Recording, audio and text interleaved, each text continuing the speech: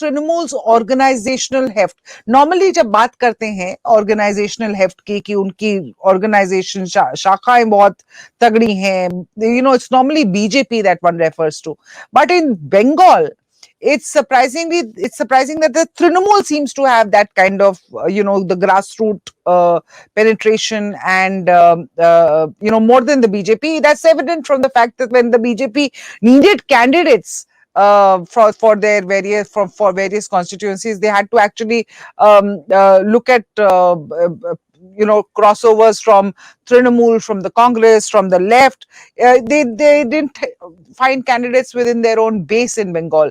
So how do you see that compared to Trinamool's massive organizational heft, how is that likely to benefit the Trinamool in these elections compared to the BJP?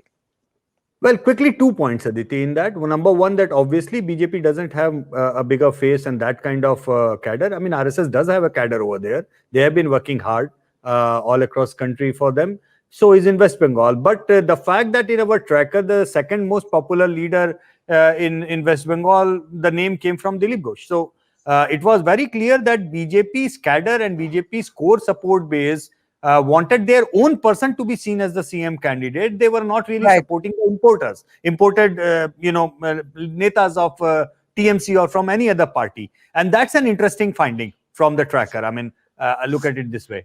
However, you very, very correctly pointed out that the cadre and the network of Mamata Banerjee is way superior, but there is a very fine division between the party cadre and the so-called business cadre or the Vasuli cadre, or whichever way you can see it, which becomes very, very controversial. The party cadre of Mamata Banerjee was always there even when she was fighting all along for 30 years with Left Front. It was only after 2011 when the Vasuli cadre of the CPM lock, stock and barrel reached TMC's doors. And that is where the bad name and the problems came in, and that includes the violence, that includes the corruption, the violence, everything that part of that network brings it along. However, we don't know tomorrow, which is, suppose BJP comes to power, that institutional part of violence, institutional part of corruption, which even a person like Mamata Banerjee could not afford to keep it away from her.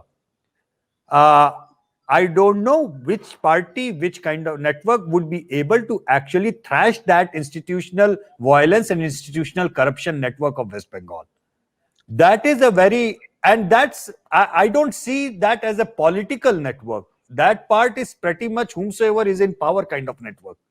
Right, it's more like giving the muscle. Now we see that working for TMC. Yeah, giving the muscle advantage to Trinamool as opposed to the BJP, which is really manifest in the manner in which right from the PM Modi to Amit Shah, everybody is talking about how the Trinamool goons have beaten up their BJP candidate or terrorized or threatened or tried to intimidate their candidates, but that is, of course, ironical. It's actually ironical, Aditi, because we have seen Mamata Banerjee as a street fighter fighting the goons of CPM for so long. Absolutely, and our hearts went out. Every person who used to see those images in those 20 years when she was fighting as an opposition leader, they were always feeling that she is the one who is going to bring this down. But it's ironical to see that institution has been probably amalgamated or transferred or I don't know what, but that is pretty much working the TMC way right now.